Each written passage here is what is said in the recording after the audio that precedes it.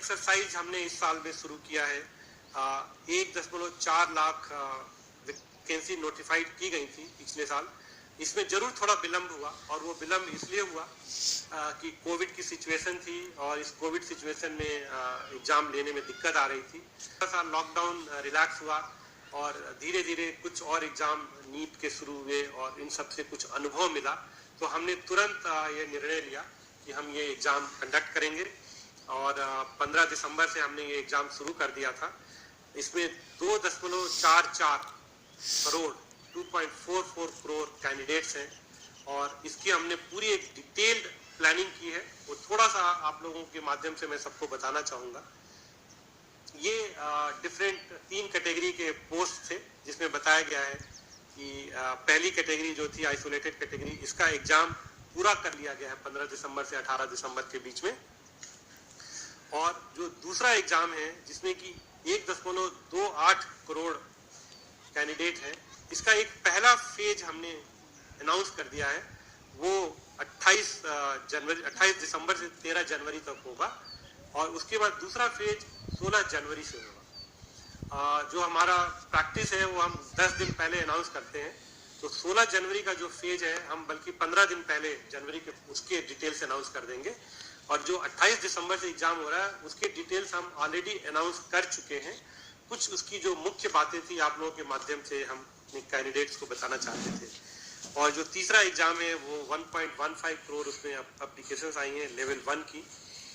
ये जब NTPC non technical popular category का एग्जाम खत्म हो जाएगा, उसके बाद उस एग्जाम को प्लान करेंगे। एक कंटिन्यूअस बेसिस पे एग्जाम, इसमें ये डिटेल्स इसमें दी गई हैं। जो पहला फेज 28 दिसंबर से 13 जनवरी तक प्लान किया गया है, ये 12 दिन तक एग्जाम चलेगा, 24 शिफ्ट में है, और इसमें करीब 23 लाख कैंडिडेट हैं। इस बार हमने ध्यान रखा है कोविड को ध्यान की ज़्यादा से ज़्यादा लोगों को उनके होम स्टेट में ही परीक्षा का हम सेंटर दे पाएँ, और स्पेशली फीमेल कैंडिडेट्स और जो फिजिकली हैंडीकैप्ड हैं उनको तो बिल्कुल उनके डिस्ट्रिक्ट के आसपास नियरेस्ट जगह पे ही दे, ताकि जर्नी कम से कम करनी पड़े। तो इसको ध्यान में रखते हुए हमने ये किया है। जो कोविड प्रोटोकॉल है उसका पूरा ध्यान रखा जाए, ये हमने व्यवस्था की है। जो आरआरबी की वेबसाइट पे है उस पर सब कुछ हमने ऑनलाइन रखा हुआ है। वो अपना एडमिट कार्ड ई कॉल लेटर डाउनलोड कर सकते हैं। जो ट्रेवल अथॉरिटी है SC ST कैंडिडेट के लिए, वो डाउनलोड कर सकते हैं। तो सब कुछ इलेक्ट्रॉनिक प्लेटफॉर्म पे रखा हुआ है। केवल आपके माध्यम से हम कैंडिडेट्स को ये अनुरोध करना चाहेंगे कि वो ऑफिशियल आरआरबी की वेबसाइट पे ही जाएं और वहीं से सूचना लें। सारी सूचना जो ऑफिशियल वेबसाइट आरआरबी की है उस पर दी जा रही है, और मेरा आप लोगों के माध्यम से सभी से अनुरोध है कि कृपया किसी और साइट पे ना जाएं, और केवल जो ऑफिशियल वेबसाइट है आरआरबी की उस पे जाएं, और उस पे हर तरह की सूचना दी जा रही है। और हमने ये भी इंतजाम किए हैं कि किसी वजह से अगर कोई कैंडिडेट किसी शेड्यूल डेट पे परीक्षा नहीं दे पाता है तो वो हमको बताए, और उसके लिए हम दूसरी डेट तय करेंगे। क्योंकि हमें पता है कि कोविड की सिचुएशन है, कभी ट्रेवल में दिक्कत हो सकती है, कुछ हो सकती है, लेकिन वो हमको उनको बताना चाहिए तुरंत। और सारे इलेक्ट्रॉनिक प्लेटफॉर्म पे कम्युनिकेशन पॉसिबल है। आरआरबी के वेबसाइट पे सारे डिटेल दिए गए हैं, और पूरी तरह से जो रेलवे ने व्यवस्था की है वो कोविड प्रोटोकॉल को देखते हुए व्यवस्था की है। अपने जो कैंडिडेट्स हैं उन सबके फैसिलिटीज को ध्यान में रखते हुए किया है, और जहां भी जरूरत पड़ेगी वहां पे हम स्पेशल ट्रेन भी चलाएंगे, और हम करेंगे कि किसी भी अभ्यर्थी को कोई किसी तरह की दिक्कत ना आए।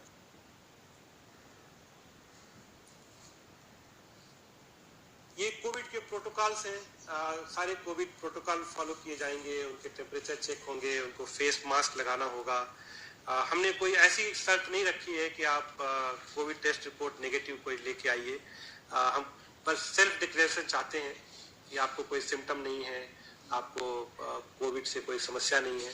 आपका जरूर टेम्परेचर चेक किया जाएगा, और फेस मास्क आपको लगाना होगा। और सारे एक वीडियो लिंक यहाँ पे जो दिया गया है, एक वीडियो दिखाया गया है। कैंडिडेट चाहें तो वो देख सकते हैं कि जब वो एग्जाम देने जाएंगे तो क्या वर्क फ्लो रहेगा, कैसे उनको एग्जाम हॉल में किस तरह से एग्जाम देना है, उसका पूरा एक वीडियो बना के इस पर अपलोड किया गया है, ताकि कैंडिडेट को पहले से पता चल जाए कि जब वो एग्जाम सेंटर पे जाएंगे तो किस तरह की परिस्थिति होगी, क्या उनको सावधानियां बरतनी चाहिए।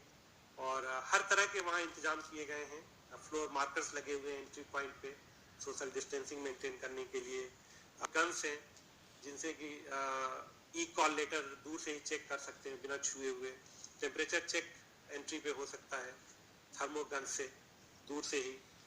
उनकी फ्रिस्किंग भी होगी, वो सेल्फ यूजिंग HHD डिवाइस से होगी, दूर से ही उनकी फ्रिस्किंग की जाएगी। और उनके ई कॉल लेटर और ओरिजिनल ID प्रूफ उनको अपने साथ लेके आना चाहिए और सेल्फ डिक्लेरेशन फॉर्म लेके आना चाहिए। ई कॉल लेटर साथ में होना चाहिए, ओरिजिनल ID प्रूफ होना चाहिए और कोविड-19 का एक सेल्फ डिक्लेरेशन फॉर्म उनको लेके आना चाहिए एग्जाम सेंटर पे। उनकी जो रजिस्ट्रेशन हो रही है वो बायोमेट्रिक डिवाइस यूज करके होगा।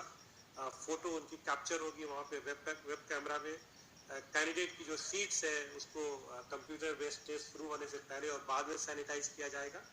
और ये एक जो चित्र दिखाया गया है कि एक एक सीट छोड़ के बिठाया जा रहा है। सोशल डिस्टेंसिंग जहाँ तक संभव हो उसको फॉलो सबको करना चाहिए, ये बहुत ज़रूरी है इस कोविड के समय में।